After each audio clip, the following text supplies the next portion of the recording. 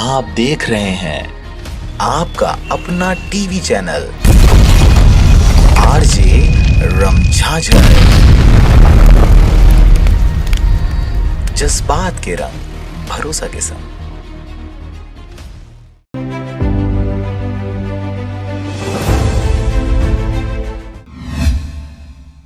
नमस्कार, आप देख रहे हैं आरजे रमझाझर और मैं हूं पुखराज सिंह। एक तरफ राज्य की कांग्रेस सरकार की वादाखिलाफी, धान खरीदी की अव्यवस्था, रकबा कटौती के विरोध में भाजपा लगातार आंदोलन कर रही है। वहीं दूसरी तरफ कांग्रेसियों द्वारा केंद्र सरकार के खिलाफ किसान विरोधी कानूनों को वापस लेने दबाव बनाया जा रहा है। देखिए आखिर क्या है पूरा मामला।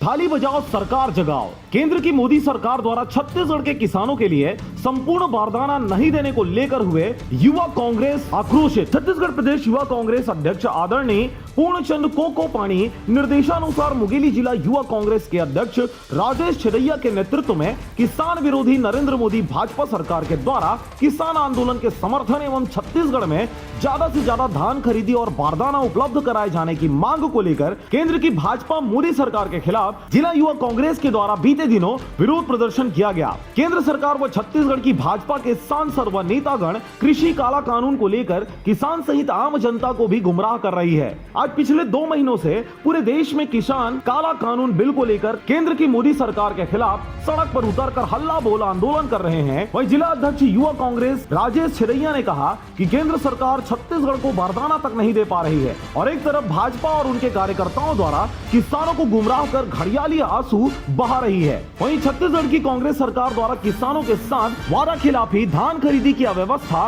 रकबा कटौती के विरोध में भाजपा लगातार आंदोलन कर रही है। इसी कड़ी में भाजपा मुंगेली 13 जनवरी को विधायक पुन्नूलाल मोहले, सांसद अरुण साव की उपस्थिति में स्थानीय रेस्ट हाउस मैदान में धरना प्रदर्शन कर कलेक्टर को राज्यपाल के नाम ज्ञापन सौंपी। इस संबंध में भाजपा के जिला अध्यक्ष शैलेश पाठक ने बताया कि कांग्रेस की नीतियों के खिलाफ भाजपा दृढ़ता से किसानों के साथ खड़ी है। पार्टी प्रदेश के कांग्रेस सरकार की बहानेबाजी, षड्यंत्र और वादा खिलाफी को सहन करने वाली नहीं है। यह आंदोलन अभियान 23 जनवरी शाम तक चलता रहेगा। अभियान शाम 13 जनवरी तक चलता रहेगा। बहरहाल देश के किसान सड़कों पर आज भी ठंडी हवाओं के थपेड़े खाते भीषण गर्मी की मार झेल रही है। वहीं राज्य की कांग्रेस सरकार केंद्र की भाजपा सरकार को आईना दिखाते हुए अपनी राजनीतिक रोटियां सेक रहे हैं। वहीं राज्य की भाजपा पार्टी यानी विपक्ष राज्य की सरकार को बारदानों की कमी और तमाम प्रकार की समस्याओं को लेकर अपनी राजनीतिक रोटियां सेकने की कोशिश कर रही है। अब आगामी दिनों में यह देखने वाली बात होगी कि किसान आंदोलन की गूंज कितने दूर तक सुनाई देती है